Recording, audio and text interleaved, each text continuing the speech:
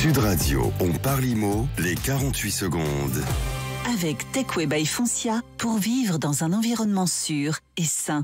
Bonjour Frédéric Fougera, directeur de la communication du groupe Emeria. Frédéric, est-il obligatoire d'installer un défibrillateur dans son immeuble? Bonjour Marc. Comme vous le savez, la loi impose aux ERP, les établissements recevant du public, d'installer un DAE, un défibrillateur automatisé externe. Les immeubles, eux, ne sont pas soumis à cette obligation. Il faut cependant avoir un chiffre en tête. Chaque année, en France, 80 000 personnes sont victimes d'accidents cardiaques.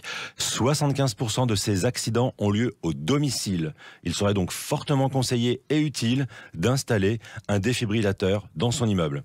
En effet, l'usage systématisé des défibrillateurs pourrait contribuer à sauver chaque année plusieurs milliers de vies.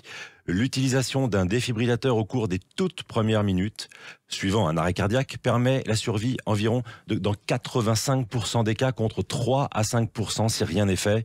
Chaque seconde est donc essentielle pour sauver une vie. Alors, quelle est la démarche à suivre pour l'installer ?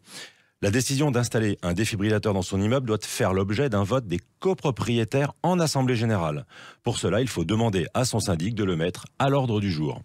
Aujourd'hui, certains syndics de copro professionnels proposent une offre tout inclus pour leur immeuble qui comprend la fourniture d'un défibrillateur, mais aussi la pose et évidemment la maintenance annuelle. Car il est en effet essentiel que le matériel soit en état de marche pour être utilisé à tout moment.